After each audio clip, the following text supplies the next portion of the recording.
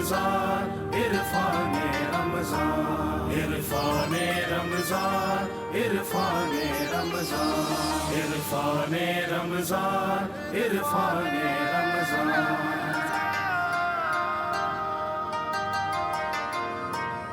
تو نے پوری ہے امامت کی حقیقت مجھ سے، خدا تجھے میری طرح صاحب اسرار کرے. وہی ہے تیرے زمانے کا امام برحق جو تجھے حاضر و موجود سے بیزار کرے، اور موت کے آئینے میں تجھے دکھا کے رخ دوست زندگی تیرے لیے اور بھی دشوار کرے. اور فتنہ ملت بیزا ہے امامت اس کی جو مسلمان کو سلاطین کا پرستار کرے. اصل امام وہی ہے جو رہنمائی کرے، اور ہمیں بھی یہی تقاضا، یہی خواہش، یہی تڑپ دل میں رکھنی چاہیے کہ ہمیں امام برحق یعنی مرشد کامل مل جائے. اور اس کی تلاش میں لوگ کہاں کہاں پہنچتے ہیں، ہم تو حکمت رمضان کے دسترخوان تک پہنچ گئے. میں ایک سوال بھی پوچھنا چاہتا ہوں ڈاکٹر صاحب سے، اور ساتھ سے علامہ صاحب سے بھی. یہ جو دور ہے، جیسے کہ عہد نبوی کا ایک دور ہے جس کو آپ ریاست مدینہ کہیں، حضرت امام مہدی علیہ السلام کے خلافت کے ظہور کے بعد، یعنی اس ریاست کے قیام کے بعد کتنے عرصے کا دور ہے، اور اس کے بعد پھر قیامت آنی ہے؟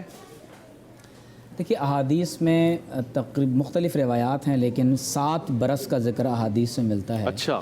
کہ امام مہدی علیہ السلام تقریباً 7 برس تک اس روئے زمین پر آپ حکومت فرمائیں گے.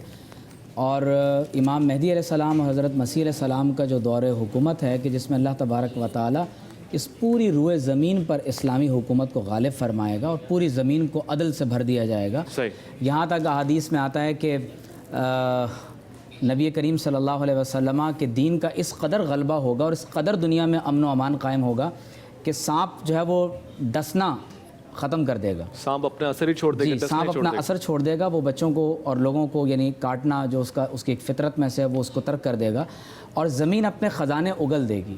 یہاں تک کہ لوگ زکوٰۃ کو یعنی لے کر مستحقین کو تلاش کریں گے، لیکن کوئی مستحق زکوٰۃ لوگوں کو نہیں مل سکے گا. اور کیونکہ آپ بار بار ایک لفظ عالمی حکومت کے حوالے سے آپ استعمال کر رہے ہیں، ہمارے ہاں اس وقت دنیا میں مختلف جو آرگنائزیشنز کام کر رہی ہیں، ان کے پیش نظر امام مہدی علیہ السلام اور عالمی حکومت کا ایک بہت گہرا ریلیشن شپ ہے جو ان کے ساتھ جو ہے وہ جڑا ہوا ہے. اور اسی کے ساتھ پھر وہ خلافت کے ریوائول کے دور کی بھی بات کرتے ہیں. تو ایک بات ضرور اپنے پیش نظر رکھ لیں کہ امام مہدی علیہ السلام احادیث کے مطالعے سے یہ بات معلوم ہوتی ہے کہ ان کے آنے میں ابھی بہت ایک طویل مدت باقی ہے. کیونکہ اس سے قبل کے بارے میں جو کچھ احادیث میں بیان ہوا ہے تو اس سے معلوم یہ ہوتا ہے کہ تقریباً اس روئے زمین پر تمام ہی مقامات پر سوائے حرمین شریفین اور بلاد الشام کا وہ خاص حصہ کہ جس کے بارے میں حدیث میں ذکر آتا ہے، تقریباً تمام ہی خطوں پر بوٹس آن گراؤنڈ یعنی باقاعدہ جو زائنسٹ جو تحریکیں ہیں ان کا پورے یعنی ملت اسلامیہ پر باقاعدہ قبضہ ہو چکا ہوگا. اور امت کے اندر ایک مایوسی کی سی کیفیت ہے جو پھیلی ہوئی ہوگی، اور ایک ایسے دور میں جب شیطانی قوتیں ایک اپنے عروج پر ہوں گی، اللہ تبارک و تعالی امام مہدی علیہ السلام کی ولادت فرمائے گا اور پھر وہ دنیا کے اندر اسلام کو غالب کریں گے. امام مہدی علیہ السلام کا باقاعدہ وصال ہوگا، حضرت مسیح علیہ السلام کا بھی وصال ہوگا. اور احادیث میں یہ بات ذکر ہے کہ حضرت مسیح علیہ السلام آپ صلی اللہ علیہ وسلم کے روضہ مبارک پر جا کر سلام پیش کریں گے، اور آپ صلی اللہ علیہ وسلم کے روضہ مبارک سے اس کا جواب آئے گا.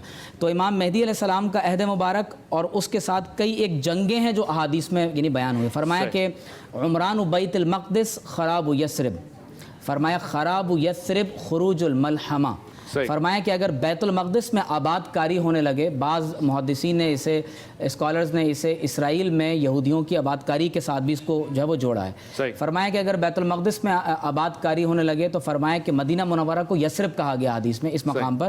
فرمایا کہ یثرب میں خرابی ہوگی، یعنی مدینہ طیبہ کے اندر ایک جنگ کی کیفیت جو ہے وہ پیدا ہوگی. اور فرمایا کہ اگر یثرب کے اندر خرابی پیدا ہو جائے اس عہد کے اندر، پھر یہاں سے وہ دور ہے جو ایک ایسی عظیم جنگوں کا دور شروع ہوگا کہ جس کو احادیث میں ملحمہ کا دور کہا گیا ہے.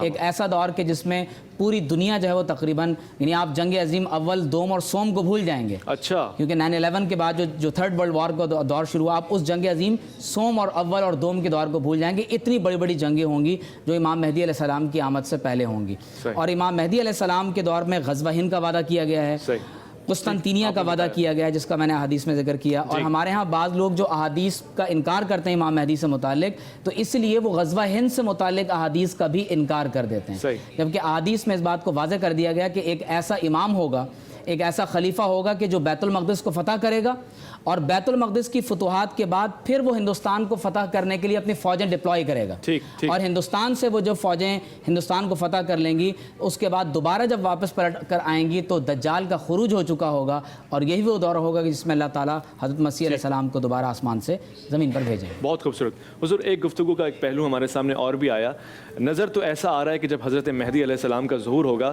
تو شیعہ شیعہ نہیں رہے گا، سنی سنی نہیں رہے گا، سب ایک گہوارے میں آ جائیں گے، عیسائی بھی مسلم یعنی اتنی قریب آ جائیں گے کہ آپ کی تباہ کریں گے۔ حضرت عیسیٰ علیہ السلام خود جب آپ نے فرمایا کہ پیچھے کھڑے ہیں تو عیسائی اس پیرائے میں کیسے دیکھے جائیں گے؟ بالکل، آپ کا سوال بہت اچھا ہے کہ عالمی طور پر ہر فرقہ اور ہر دین اور ہر مذہب انتظار کر رہے ہیں کسی مسیحا کا۔ جی، ہم باقاعدہ کہتے ہیں کہ وہ جو مسیحا ہیں اور جو نجات دہندہ ہیں وہ حضرت مہدی عجل اللہ تعالیٰ فرج الشریف ہیں، لیکن جو عیسائی ہیں وہ حضرت عیسیٰ کا انتظار کر رہے ہیں۔ صحیح۔ اور اسی طریقے سے یہودی جو ہیں وہ حضرت مسیحا کا، وہ ان کے یہاں کانسیپٹ یہ ہے حضرت مسیحا کا وہ انتظار کر رہے ہیں، اور اسی طریقے سے زرتشتی ہیں وہ انتظار کر رہے ہیں۔ تو مختلف ادیان اور مختلف مذاہب کے لوگ ہیں کہ جو کسی منجی بشریت کا انتظار کر رہے ہیں، اور جب وہ دیکھیں گے کہ یہ سارے جو ہمارے ذہن کے اندر خیالات تھے وہ ایک فرد کے اندر جمع ہو گئے ہیں تو پھر سب پیرو ہو جائیں گے اس فرد کے۔ سبحان اللہ، سبحان اللہ۔ اور جب دیکھیں گے کہ بڑی بڑی شخصیات اس فرد کے پیرو ہو گئی ہیں تو پھر ہماری تو کوئی اوقات نہیں ہے، لہٰذا ہم بھی شامل ہو جائیں گے۔